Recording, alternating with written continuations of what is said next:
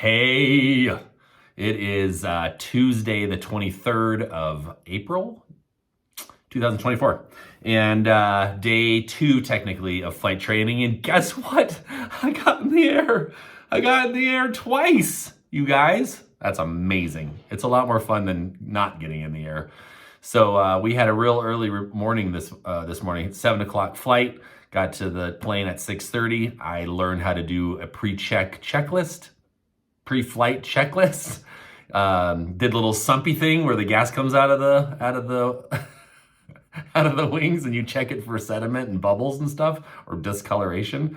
I learned what brake pads are at the age of 48 because you're supposed to check those on the plane wheels too. And no, kidding aside, I am taking this very seriously.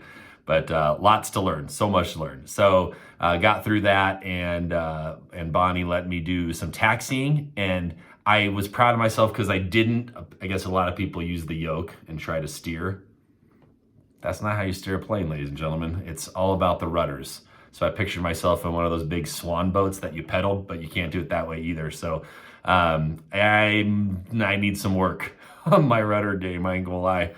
But we got to the run-up area. It's just checklist after checklist in this industry. There's so much reading. I thought, am I ever gonna fly anything, or is it just reading all the time?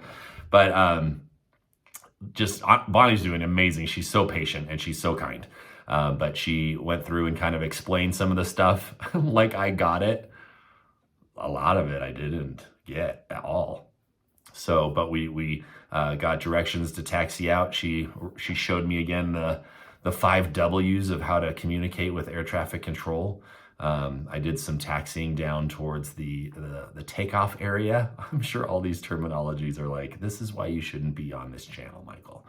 And she took off, and we climbed to about 400 feet AGL and took a right-hand turn, as they call it, to the east, and started doing some maneuvers. So I learned how to do a power off stall and a power on stall, which kind of simulate takeoffs and landings for those of you who don't know what that is, as in neither did I about 48 hours ago.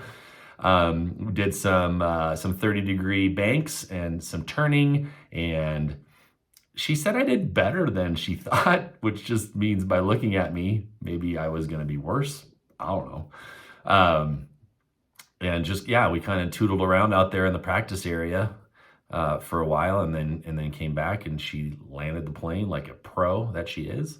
Yeah, and then later in the afternoon after lunch, we got up again in 172M, and she let me take off like by myself, which is totally true until I remember that we were about 100 feet off the ground and I wasn't using enough right rudder, which is important during a climb because of left turning tendencies. I totally paid attention during ground school, and now I understand it in real life.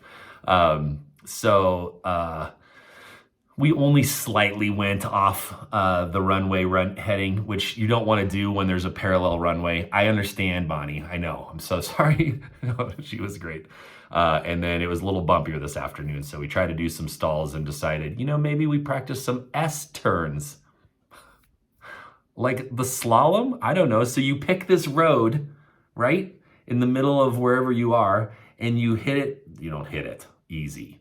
You approach it perpendicularly, and then you take a left turn in this scenario, in my mind, bank, and you come all the way around 180, and you try to hit that road perpendicular again, and then you do the same thing in the other direction, like an S.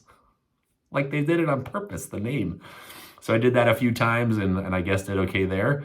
And then we were just running out of time for the day. It was a long day. And got back to the airport. We were given instructions for a right downwind arrival at 3-5 right. And I was like,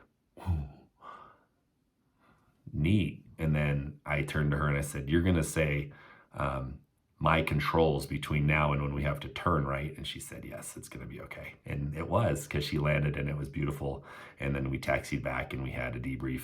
And today I was at the airport from 6:30 in the morning until 6 at night. And I loved every dang second of it. And it was awesome.